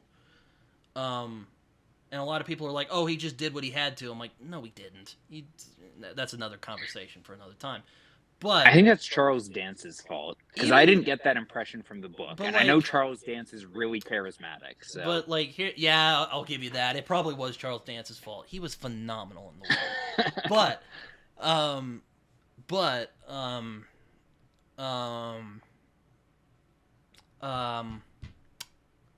Like even Tywin knew, like he's not stupid. He's evil, but he's not stupid. Like he knew, like killing Ned is a horrible idea, but you know, Joffrey's a dumbass. And even Cersei, as stupid as she is, even she knew that was a bad idea. Even she knows. Even she, right. If Cersei Lannister knows it's a stupid idea, don't do it. Right. And Cersei, oh man, like it's kind of it's really, I'm gonna go dissecting Game of Thrones now, but I think what's interesting Game of Thrones is how each of the kids of Tywin reflect a part of him. You know, like Tyrion, his mind. Jaime is just his balls and his courage. And I often think of Cersei, she's his soul. She's who he truly is. When without the intelligence, without the, without his intelligence, his cunning, that's who he is. Cersei. Sure. Just this horrible, power-hungry, manipulative, disgusting being who just doesn't care about anybody except themselves. Again, I don't want to. That's an interesting take. I don't want to go into that rabbit hole because I'd like to do that rant in another video. But yeah, no, it's just kind of interesting thinking. I don't know if I could do that with. It's kind of interesting. The Lannisters are probably the worst people in the Song of Ice and Fire, but they're the most interesting characters, like out of all of everybody. Right. You know, like they're the ones I'm like, these are like my two, like Tyrion is my favorite character, and like Jaime is like top 3. Right. Because they're fascinating. So here's the real Song of Ice and Fire question, Britton. Well, 2 things. 1, are we ever gonna get a Dream of Spring? And 2, Greyjoys, yay or nay? I don't know George Martin, unfortunately, so I don't know the answer to that. But from what I've seen, I don't know if we're ever gonna get it. Be honest with you, I'd be shocked if we did, and he just pulls like a Hail Mary. As for the other one, I don't really have a lot of strong opinions on the Greyjoys. I think, I mean, they're kind of interesting because aside from Theon. Like, Theon kind of got, like, Theon's the stranger in the strange land. He's, he was raised in the North, and he has that northern conscience. While the Greyjoys are basically just marauding, savage psychopaths. And, no, I don't have a lot of strong opinions on the Greyjoys, though. I mean, I think that, like, what they do is pretty monstrous, though. Oh, my God. They're pretty freaking evil. I just like the Iron Islands is just like the most like metal part of that series. It is. Where it's like, oh, we drown people. Euron's one of my favorite antagonists in Game of Thrones. Like, they did him a disservice in the show. Like, it was bad. I never watched it, and I don't necessarily think I want to. It for hurts a my soul plethora what they did to Euron in the show, because like Euron in the books, like he is this like mysterious eldritch being. Like, he's not even a person. Like, he just like he is literally trying to bring the apocalypse. I'm like, this is awesome. This is great. I love Euron Greyjoy. I mean, terrible person, but I just. And then in the show, isn't he like a Diet Coke version of Captain Jack Sparrow? Pretty much, yeah. He's just like. I mean, I see what they were going for, but it was just like, bro, just get him to bring the apocalypse. Like, the awesome stuff is right there. That should have been the first sign that the show was not going to end very well. To be honest with you, I think it's telling when George is like, I had 3 more seasons worth of material, but they wanted to wrap it up. I'm like, what? No, but yeah, I mean, I I don't have like strong opinions as I do of like the Lannisters or the Starks, really. Sure. Though Theon, that makes sense though. Talk about a 180. Like, I went from like, this guy's a dick, he needs to get like punched in the face, to wow, he got punched in the face and then some. Oh my God. Right.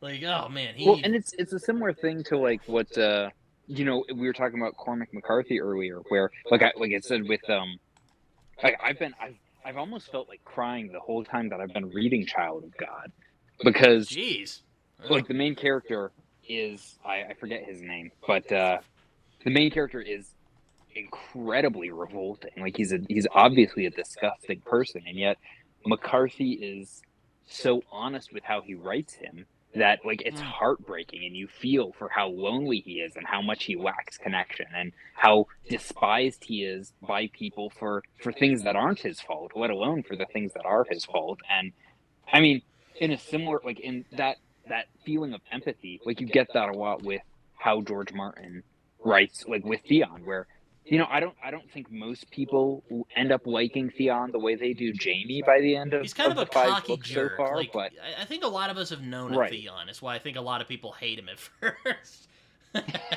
sure. And then But he gets tortured. You and get I'm like, to Jesus, what man. happens to him. Oh my god. Yeah. Like, not even Ramsay deserves that, and Ramsay, God knows he deserves to burn in hell forever, but not even that, so. You know what is interesting is, like, because I've watched the show and I've read the books, it's kind of interesting thinking about the characters, because, like, they are differently described in the books. Like, Ramsay is, like, more ugly and, like, bigger than, I always forget the dude's name. It's, like, Ewan Rion or something. I apologize if I butchered his name. But yeah, no, it's he's a conventionally handsome guy, just freaking crazy, and that was a great performance. He captured Ramsay very well.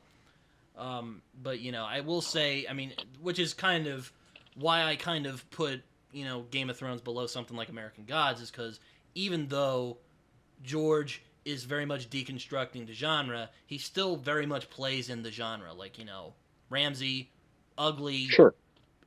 Also really evil. Now, of course, right. And a lot of people don't say this, but George can write some truly disturbing, disgusting baddies. For all of his talk about moral grayness and whatever, like he writes some truly depraved characters. Yeah. I've I really enjoy a lot of things that George Martin does, but I find that I don't even know if he fully understands all of what he's doing. Certainly, I don't understand everything that he's doing, because that question of moral grayness, which there's a part of me that can't help but disagree with that when looking at the books, because there are so many things that you look at and you can't help but be incredibly morally binary about. Be like, no, that's absolutely wrong. There's no other way of looking at it. I think why he does that is because he depicts people all over the moral spectrum in an honest way. Tywin Lannister is a character I would say is the biggest monster of the series, and I know people are probably going to be like, well, what about Ramsay? What about Gregor Clegane? The thing to that I would respond, they know what they are on some level. Like it's very apparent what they are. Tywin is just, he claims he does it for these reasons. He's basically like a Walter White in that way. He claims he does it for his family, for duty, for honor, when he really just does it because he enjoys power and he enjoys inflicting. He enjoys, how do I put it? He enjoys having power over people. And I think that makes him more despicable in my mind. But so what you're saying is Tywin would go around wearing a T-shirt saying Tywin Lannister did nothing wrong. Yeah, pretty much. Yeah, yeah. Because on some level, he knows what he's doing is wrong. But he makes up these bullshit justifications, and and it kind of rings hollow once you see what he does. Because Right. He can say it's real politic all he wants. He does it because he just, he's an egotistical person who just loves having power over other people. At least when you in my even look opinion. at even despite all his bravado about being politically savvy, like the abuse of Tyrion and the murder of he's a monster. Tysha, well, presumably anyways, is monstrous. Like, at least, again, with Cersei, as much as I hate her and would punch her in the face, there's some level where, there's some level she knows, she's wrong. I think. Anyway, I could be wrong. There's an excuse with Cersei. There's not really one with Tywin. Now, you could say, his father was weak. Sure. I mean, he plays a lot with, George R. R. Martin plays a lot with, like, Machiavellian politics and whatnot. Mhm. Like, you can still, like, you can be ruthless and still, like, not be a terrible person. From, at least I Right, think right. you could. I don't, I'm sure, there's probably some people who've been affected by, ruthlessness who would probably beg to disagree. But, like, there's being ruthless towards your enemies, and then there's what Tywin does, Right. Yep. Like, And you look at take, like, Ned Stark. Like, he'll ruthlessly, enforce justice. Even if the guy's, like, has, like, a sob story. He's not gonna like it, but that's what he thinks needs to be Right. done. Right. Yep. Tywin, on the other hand, he's just like, oh, so you're not gonna pay your taxes and you think I'm a joke? I'll just wipe out you and your entire family. And, that's what he does. That's why I say Cersei is his soul. She is him without the intelligence and the cunning to back him up. Because, like, Tywin... Well, and... like, Tywin can back up what he can... Why he gets away with his maliciousness is because he's smart. He's really, like, very smart. And he's very cunning, and he can get away with it. And he knows what he knows what he can do, and he knows what he can't do. Cersei does not have that. Yes. She's just like, everyone's against me, and raw, I'm not, like, and I'm gonna be smug and blow shit up. Yeah. I hate her. You remember what Jaime says about Tywin in his Kingslayer speech that he gives to Brienne, where he talks about Tywin betraying Mad King Aerys. It's Aerys, right? Yeah, anyway, it's whoever the it's Mad Aerys, King is that Aenys, Jaime kills, and he talks about how Tywin comes bringing reinforcements supposedly, and what does he do instead? He sacks the city. And it's like, what you like? Talk about ruthless cunning. Like, I mean, there you go. There, you reframe. And the only reason he got away with that is he's a villain. And the only reason he got away with that is because, like, he came in on the winner's side, because, winners Right, and he whatnot. won. Yeah, he won. Absolutely. And also, he got rid. He did the, as ruthless and horrifying as it is, and he did something that was politically expedient. He got rid of potential heirs that could challenge Robert in the future, which which you could make the argument that's just an ugly part of the game. Now again, I think Tywin's a monster who doesn't care who he hurts, just as long as he gains power for himself. But again, he is savvy enough to know what he can and can't do, and that's why he's so dangerous. And I think that speaks to Jaime's character, that he sees his father as a man without honor. That he sees that. Oh yeah, him. he knows he's a monster. Like, there's that part where he's like, it's like a weird fever dream, and, like, he's being shamed by, and he's like, I didn't think he would do that. I didn't think he would hurt them or something like that. So it's like, and a lot of people are like, well, if Tyrion is like the down to earth one, and a lot of people are like, well, why does he try to gain his approval? I'm like, well, that's his dad, it's. Well, I mean, Tyrion does acrobatics, so I don't know if he's down to earth, That's true. Well, I would... Well, okay, he's more normal, at least at first, compared to, like, Jaime. Well, I guess Jaime's the most normal one at first, because he's, like, he's got a good position, he's doing his thing. He's kind of a jerk, but, he's doing his thing, and doesn't want to, as long as you're not in Jaime's general direction, he won't screw with you. I'm also just being stupid because, like, acrobats, down to earth. Oh, yeah, so. Yeah, but so, no, it's... But no, it's quite fascinating. For me, anyway. Sure. No, but, So just as a... Oh, go for it. I was just gonna say, yeah, I mean, I'm sure people will kind of push back when I say that I think Tywin is the biggest monster of the series. But, like, I hope that what I've said rests my case effectively enough.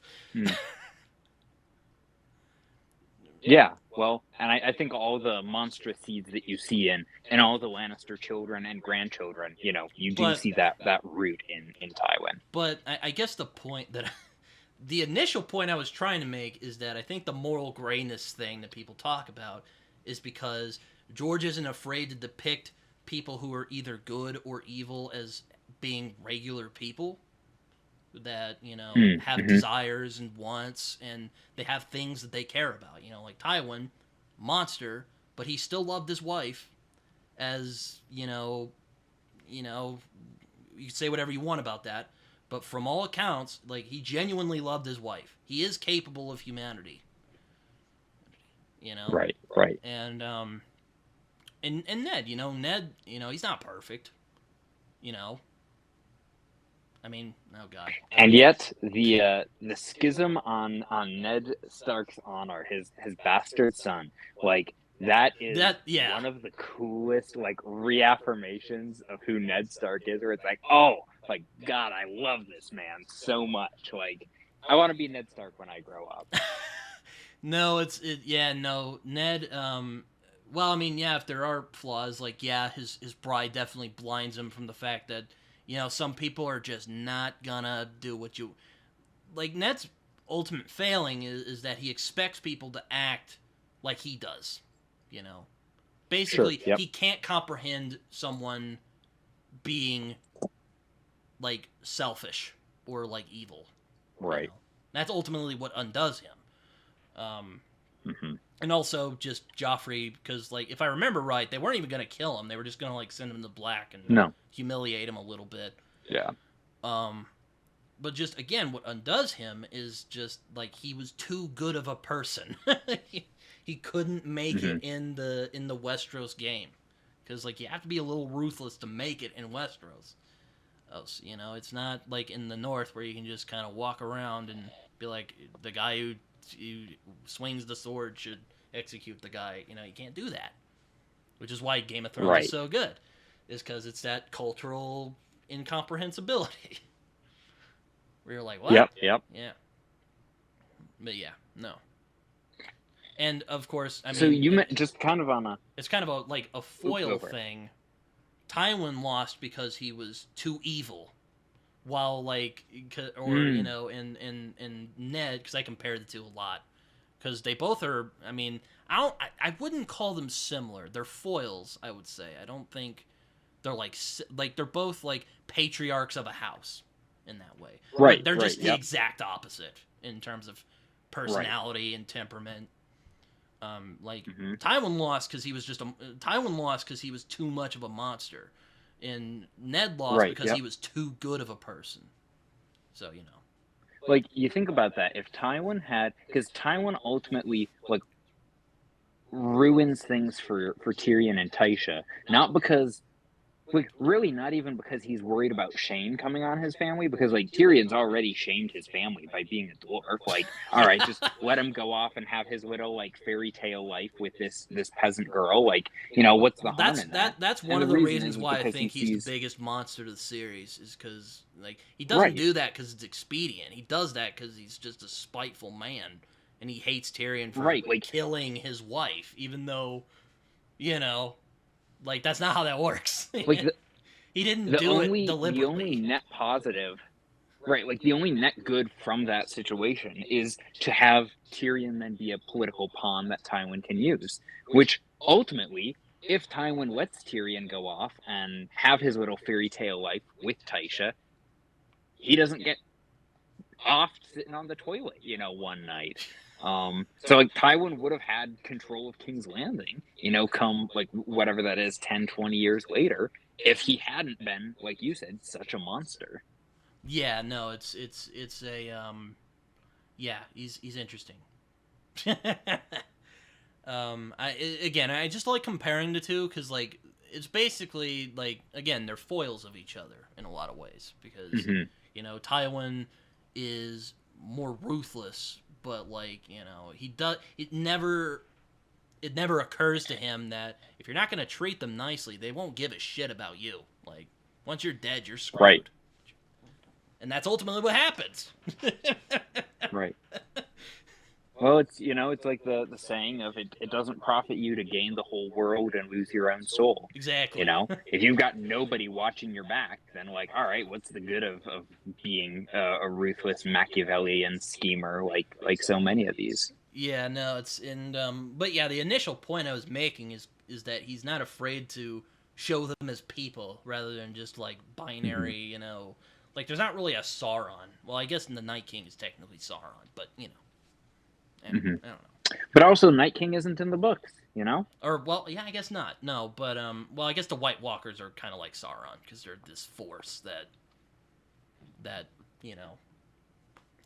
they're a force that can't necessarily be you can't, though they're not really people. They're kind of, well, I'm sure we may figure stuff out in the next couple books if they ever come out. Yeah. But they're not really. I don't know, man. People.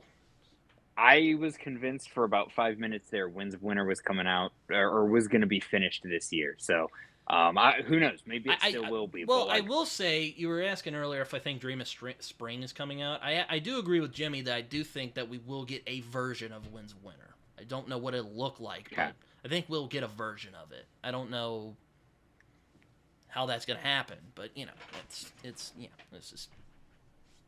I do think we'll see Winds of Winter in some form.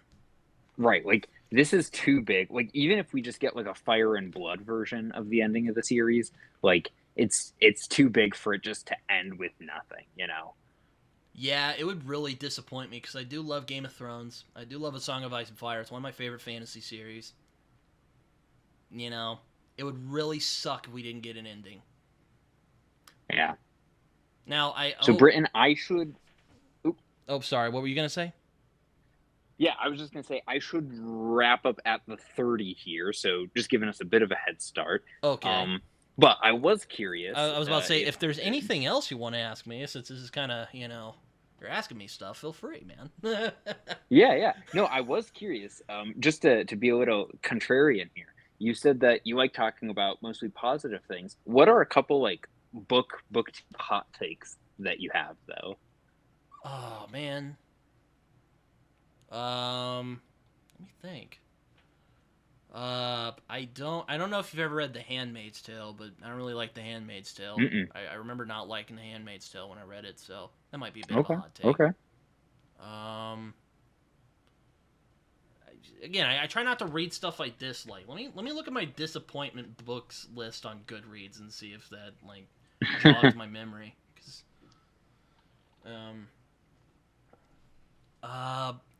I will say I do like poking fun at the Malazan fans though, because my God, they will tell you to go read Malazan like it's the second coming of fantasy literature. I love it. It's like I've joked on this show. I'm like, you guys need to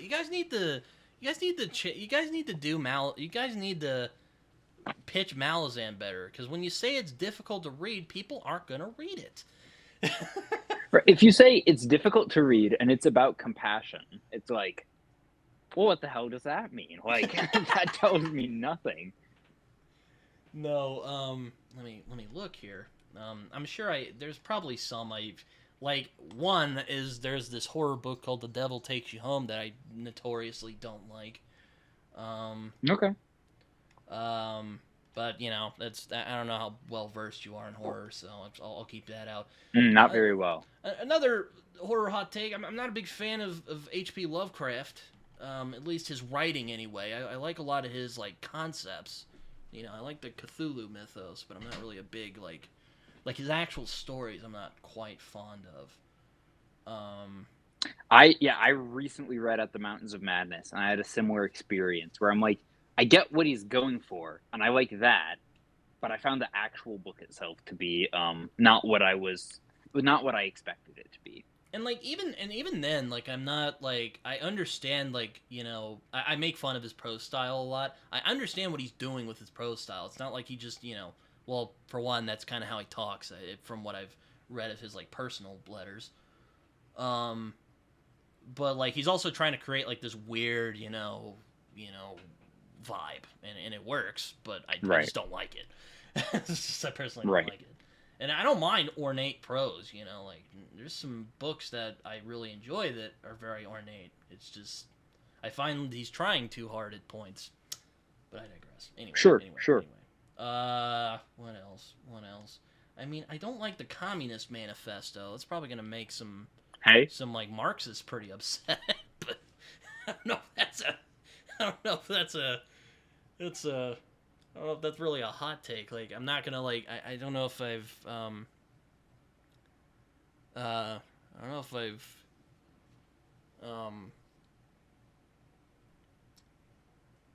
I don't know if I. Oh, what was I gonna say?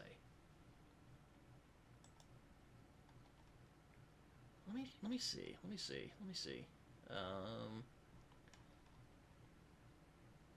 Well, what's a book that like I'm okay with? Like, have you ever? I don't know if you've ever heard of Ayn Rand at all, but you know, I have very mixed opinions on her. But like The Fountainhead and you know We the Living, which is her first novel, not bad. They're not terrible. Okay. I think Howard Rourke is a jerk. I hate Howard Rourke. What are some some unpopular books that I well I did no you know what I'll give you one. It's not really about a book in general. It's just about you know critiquing things in general. I posted this the other day. I'm actually thinking about making a video about the subject, but I really don't like the idea of the death of the author. I think that's interesting. I think that's a really. That's one I can't believe I forgot about this. I was ranting about it the other day. But yeah, I don't like the idea of death of the author. I just sure. Now I mean, if you believe in that, like I'm not gonna say like you're a bad or stupid person or anything like that. That's totally fine. I just personally don't. My view is, you know, I'm sorry, but like if you're gonna read a book, you're gonna have to take the author's perspective into account. At least I think so, anyway. Right. I you know, there's probably people who will disagree with me on that. But yeah, it's probably my biggest one. Is I don't like the idea of death of the author. And sensitivity readers. I don't really like the idea of sensitivity readers either. Certainly would have had some issues with American Gods. There's American Gods has something to offend everybody in it. Oh, I'm sure. There's tons of books that could be offensive to people. Like, I mean, I'm gonna throw some shade here if you don't mind. Imagine giving Reads with Rachel a James Ellroy novel. Now, James Ellroy is a crime novelist who writes like, you know, very gritty, hard-boiled stuff that has like a lot of racist content in there, and he doesn't go out of his way to go like this is wrong, even though I mean, you know, the people in this book, which that's also quite fascinating. You know, we can read about people getting murdered and like, you know, shot and whatever, and people doing just horrible, depraved thing. Racism though, like that's the one people cross the line. Like that's the line. I find that kind of fascinating, but like imagine giving like Reads with Rachel a James Ellroy novel. You know, she would probably croak and die if she started reading it, because like there's a bunch of like racist stuff in there, and like he does not go out of his way to condemn it. More of the idea is these people are already bad, so you should just get the idea. You know. Yeah. I guess a lot of my like hot takes are more based on like how people critique books or critique things in general, more than just books themselves, really.